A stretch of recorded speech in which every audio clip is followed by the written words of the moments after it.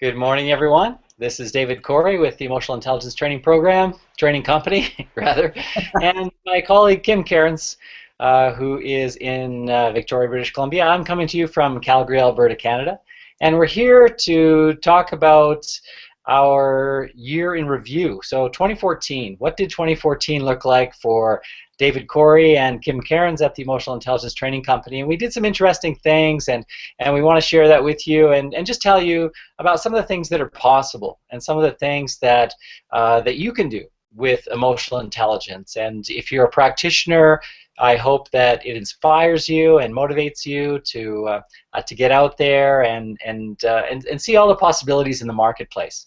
And if you are if you're a learner, well, stay tuned and hopefully you'll find something for you as well. So the year started off January 2014, a little bit slow, I would say, as compared to perhaps other years. And so one of the things that I did, and some of the things that we try to do in slow times, is to volunteer. I went back to an agency that I worked with as a young person here in Calgary, and I said, how would you like to have a management development session, leadership development session with your managers, with your frontline managers? And they agreed, and we did that, and it was a lot of fun, and met some great people.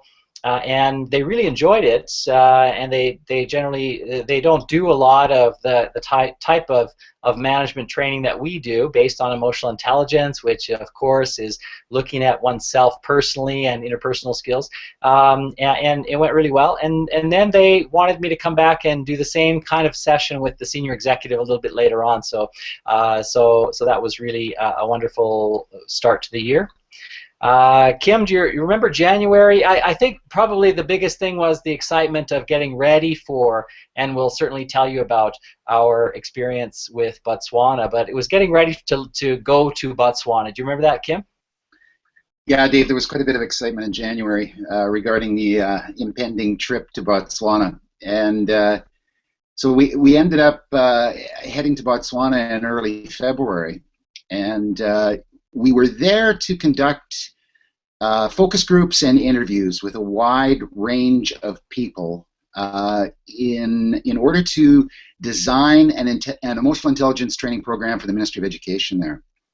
So it was pretty exciting. The thought was pretty exciting, and then we arrived and had the fabulous experience of traveling many kilometers in the country and meeting with many groups and individuals.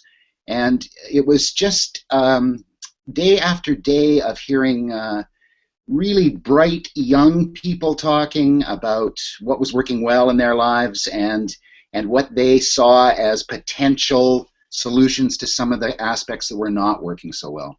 So we gathered a lot of very important information for us to design the program for them. And it was quite an experience to see that much of the country and to be having really intimate conversations with a wide range of people from their culture. I remember what a lot of January was spent doing, actually, and it was finalizing and preparing the survey, which we used in Botswana. The survey was the quantitative data part of the learning needs analysis that we conducted there. The survey went out to, was it 700 people? 700 people, yes.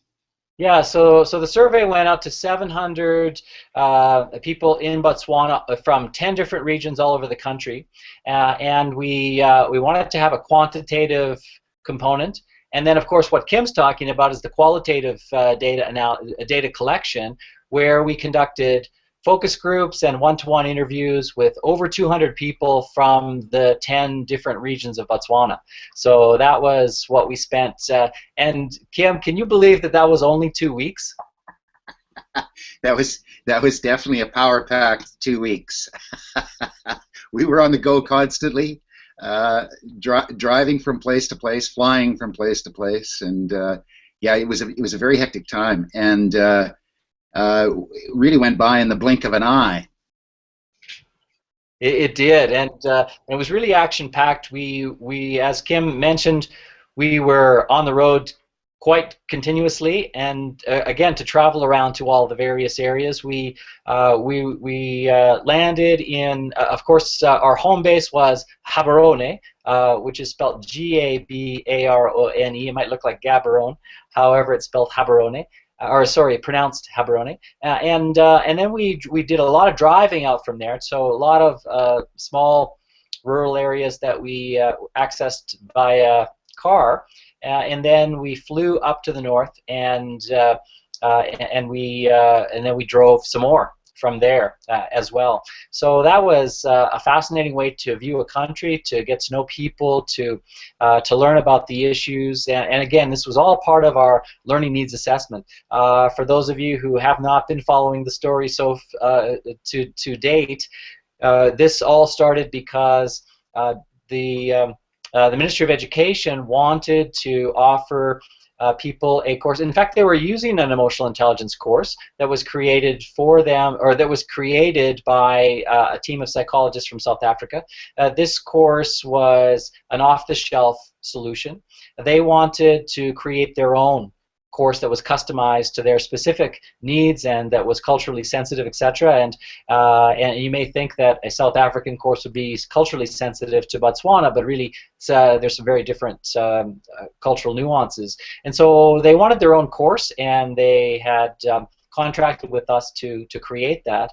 And so this was part of the learning needs analysis. We really needed to understand more about those needs in a deep way in order to create a good customized solution for them. And the idea was that this would help people to develop the skills that were required to achieve their 2016 goals. They had a very nice 2016 vision statement, and so this all fit together in a real nice way.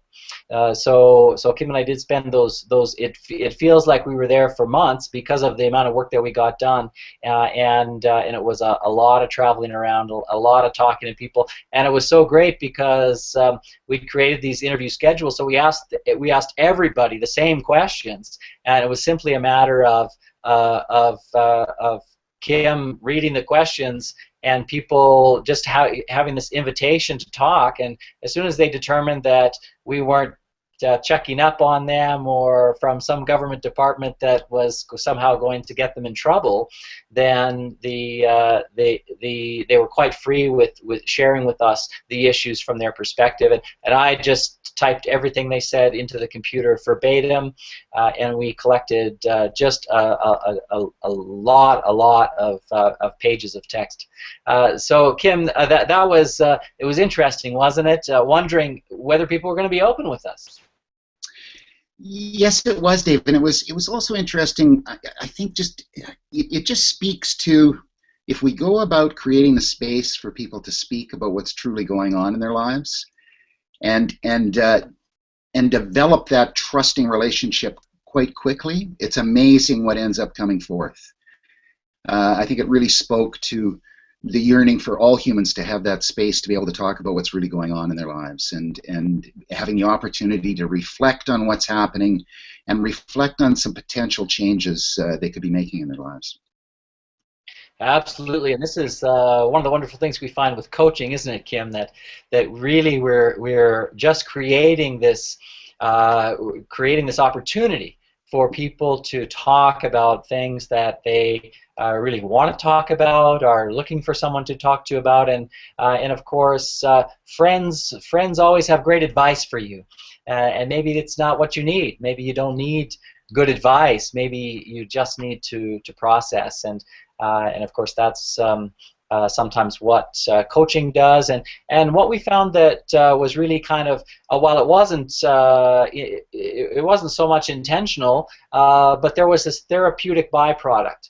Wouldn't you say, Kim, about allowing people to talk about the issues as they saw them in their families and in their schools and in their communities and in their lives. In Botswana, we learned a lot about the culture, and we learned a lot about some of the skills that will be important for people to develop in order to be able to address these issues in a better way. And what else would you like to say about that February trip, Kim? Well, I think the other part was just being able to, deepen and further our relationships with the members of their leadership team that initiated this project. So a lot of those folks had come to Canada for training with us in the previous year, and during that 2 weeks, we had the opportunity to meet with them several times too. So it was again, deepening that relationship with those folks who are going to play such an integral part in the unfolding of this project this year. Absolutely. And then we came back to Canada. We started looking at data. We started cleaning up the data and analyzing the data, and then we had other wonderful contracts with great organizations. The one that I enjoyed in March was working with Alberta Health Services. They contracted me to do a keynote at their annual leadership conference. So they had 700 people in Calgary and 700 people in Edmonton, and I did the same half-day session with those two groups on emotional intelligence and what it means in a healthcare setting. And while we've worked a lot in healthcare in the past, and really enjoy healthcare settings because the people are working so closely with other people in cross-functional teams and working side by side in fairly intense situations in many cases, and so emotional intelligence plays a huge role in the effectiveness of people in those kinds of situations working together effectively. So that was a great part of March, and of course during the whole year we held our monthly certification courses in Vancouver, Calgary, Toronto, and Ottawa on a rotating basis, and the courses are filling up more than ever, and I think that just speaks to the growing popularity of the concept of emotional intelligence. People want to use it in their practice. People want to know more about it, and it's becoming more and more popular all the time. And then March, April. April, May, June, we're preparing, we're planning, we're getting ready to go back to Botswana, and again working with other clients. Worked with a fantastic credit union. They had a leadership retreat out at Harrison Hot Springs, and we did that piece with them. And that led into to working on the assessment of and the coaching of many managers throughout the whole organization, which we're still working on towards the beginning of 2015. So that was really great. And then we needed to finish off the course design for Botswana so that we could go back and actually pilot the course. And so piloting the course was the next trip to Botswana. And again, this has some humor to it because we were to go for 3 weeks, then come home for another commitment, and then go back for another 3 weeks. And what ended up happening was that what we did was we ended up staying. That the commitment that we had that we needed to come back to Canada for was canceled, and so we thought, well, we might as well just stay and continue our work because there was no shortage of work to be done, both on piloting the course and on working on the edits and the refinements and the just the fine tuning of the program as we were going along. So Kim, talk a little bit about arriving in Botswana and how that was when we began to pilot the program.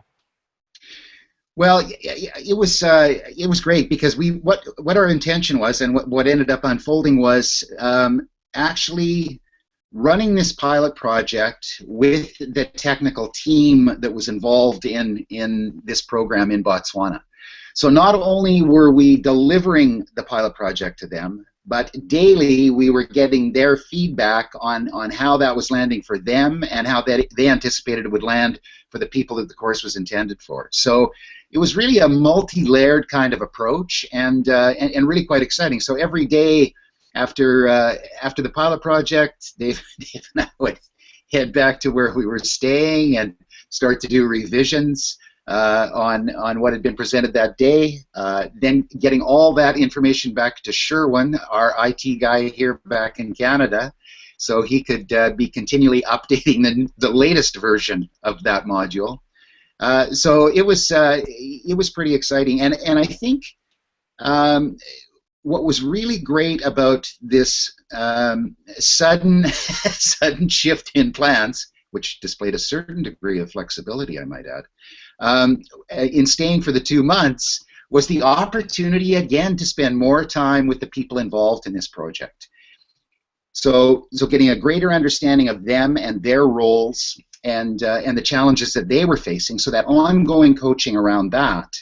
And it really deepened our understanding of how that segment of the Ministry of Education operates in Botswana. So that was very valuable information for us in terms of designing the program too.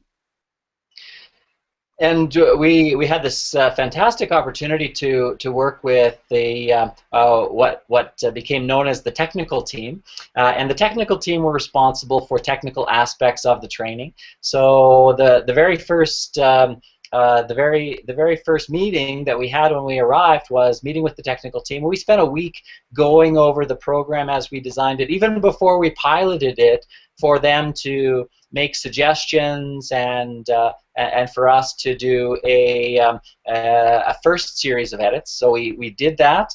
We got those edits to Sherwin. As Kim mentioned, Sherwin is not only our IT specialist, he is our graphic designer extraordinaire, and he can turn a Word document into a fantastic piece of art that is wonderful to use in the classroom. And so we would get back these manuals, and then we began the piloting process.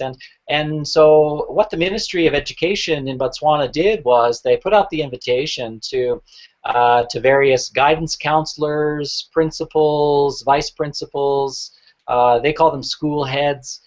In Botswana, and we had this fantastic group of extremely experienced educators who were very interested in emotional intelligence and very interested in what we were doing, and really interested in experiencing the program that we had created for them.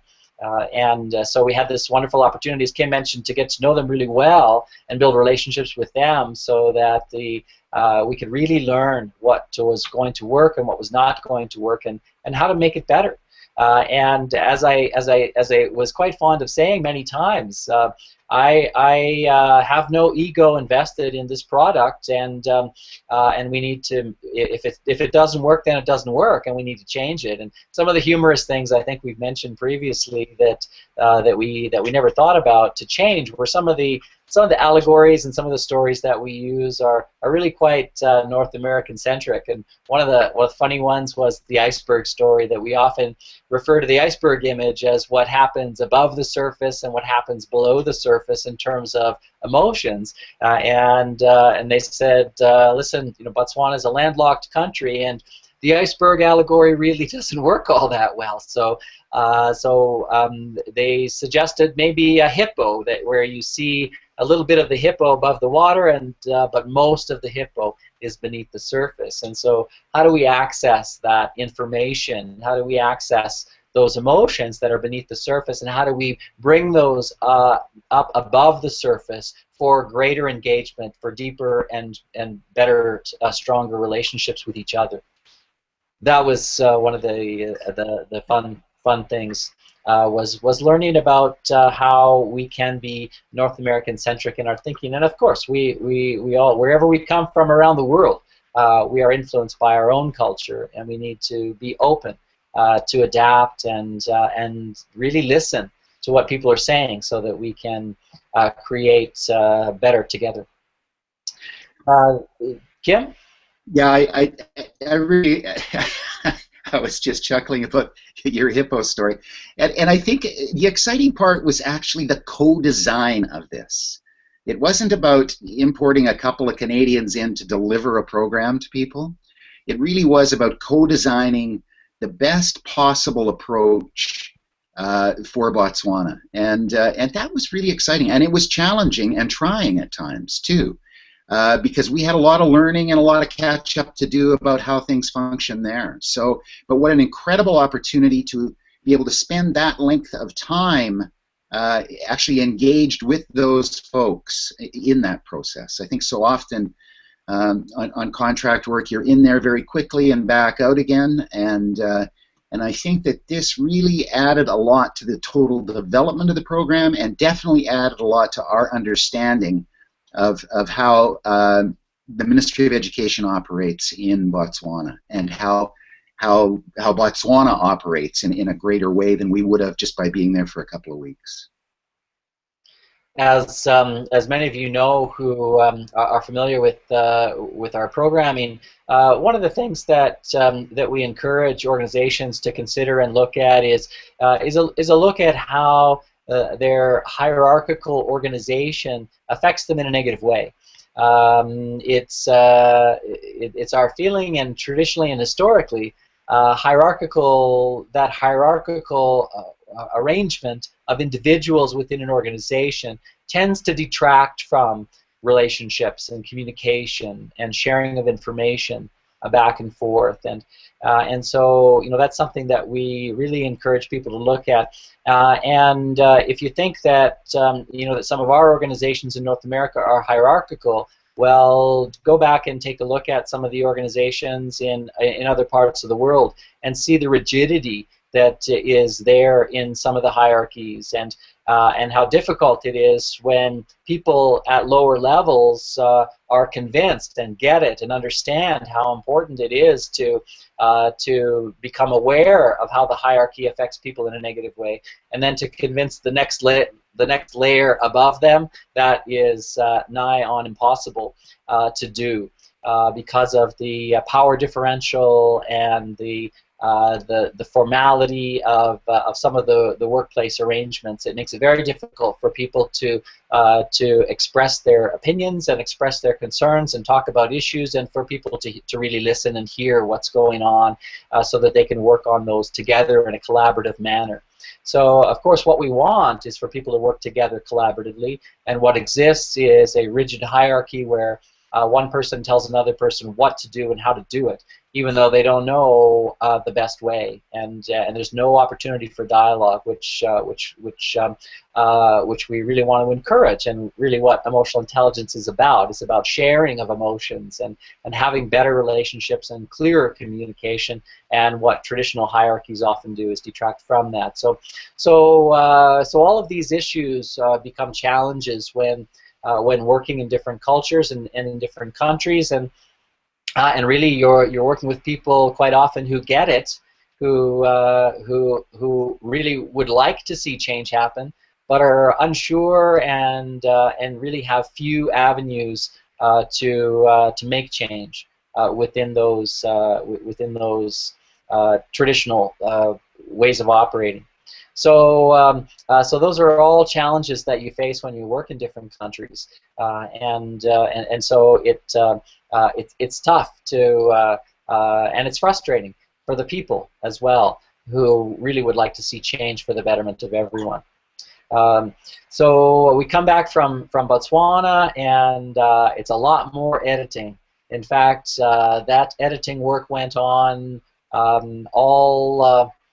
pretty much all of September and some of October, and we finally got our final edits into the technical committee there, and they have reviewed those edits and have come back to us with. So basically, we've submitted our final draft.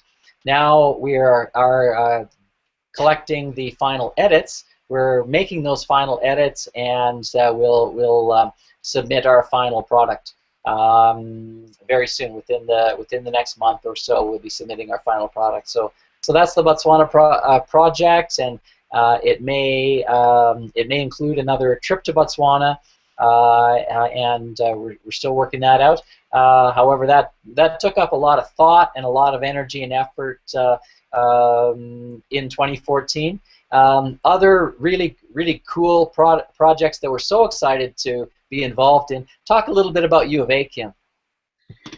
Yeah, this is has been our third year of involvement with U of A in a leadership program that they have developed. We better tell people what U of A is because not everybody knows. There we go with acronyms again. University of Alberta, and 3 years ago we became involved with a leadership program that the university had developed that involved just the Faculty of Medicine. And they were seeing that people had been put into positions of heads of departments, chairs of departments, really solid technical skills, but not many leadership skills. So they were recognizing this, and they were getting that feedback from the people that were being promoted into these situations too. So what ended up happening was the development of a 10-month leadership program, of which we are one part. And so I think initially that first year, Dave, what was it, about 16 people from the Faculty of Medicine? Yeah, I think it was closer to 20, 25, something. But it's been 20, 25 each year for 3 years now. But the big exciting news, Kim, you want to tell them? Yeah, so this year, year 3, the university decided to open it up to other faculties. So, yeah, there's that. I was thinking of the news for next year, but tell them about that news first. so this year we had people from the Department of the Faculty of Education, Faculty of Arts, Engineering, in conjunction with people from the Faculty of Medicine. So that was very exciting to see that it's spreading, and I think. The other exciting part is next year they are doubling the capacity of that program. They're hearing tripling.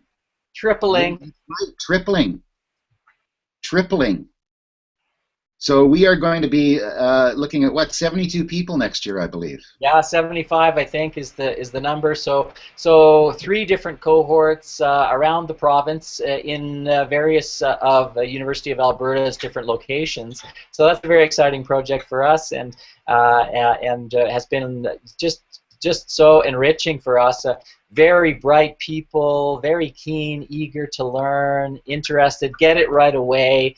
And we've worked with some fantastic physicians. You know, physicians have a traditional stereotype of being, very smart and not very personal or interpersonal. And we've met some fantastic, wonderful young physicians who have incredible jobs of both research, teaching, and clinical responsibilities, and they do all 3 very well. And we've been nothing but impressed with the physicians that we've met with, and feel really encouraging and optimistic about the future of medicine with some of the people that we've met there. So that's been great. We're coming up to the end of our time together. What else do we want to talk about in 2014, Kim? What other projects or contracts? We've had many that we're not talking about, but anything else stand out for you? Anything that was particularly cool about 2014? Well, I think for me, Dave, just more of a general comment around the excitement and interest with all of the people that we're working with in terms of developing their self-awareness about how they're operating, about understanding their emotional operating system better, and how it's impacting their own individual journeys as well as impacting all those folks that they're coming into contact with as they go through life. So there's a higher level of excitement about learning about that, and I think it's stemming from the realization that things need to start operating a bit differently in a lot of different situations. People are seeking new ways of doing things, and there's a level of excitement and momentum that seems to be building there. Absolutely, Kim. I couldn't agree more. And everything that's going on in the world right now just seems to indicate the solution, which is emotional intelligence. We need to understand ourselves better. We need to understand others better. We need to understand more about our own emotions. We need to understand more about the emotions of others. We need to build better relationships. We need to communicate better. We need to take leadership. yeah, in the various situations that we find ourselves in. So all of these issues that that are threatening our very existence, the solution is emotional intelligence, and we need to develop our skills. We need to learn more about it, and we're very excited to be involved in the process. Very excited to be sought out worldwide. Exciting thing that started in 2014 is, of course, working in the Middle East more. We've got well, we're headed to Saudi Arabia in just a short 2 weeks' time, and we'll tell you more in upcoming programs about our work there. We're speaking with other companies in other areas of the Middle East and Africa, and we'll tell you more about that interest, where it's coming from, why people want to bring us to their locations to do more training and development and coaching in the area of emotional intelligence. So thanks so much for watching today, and really do appreciate you joining us for this. And please, let us know how we can do this better. Let us know what else you'd like to hear from us as we travel around and talk about emotional intelligence. So from myself, David Corey, I wish you a wonderful day, and we hope to see you next time. I'll turn it over to Kim to say goodbye today. Thanks for joining us again, folks. Look forward to hearing your feedback on how we can do this better, and look forward to seeing many of you again in this next year. Take care.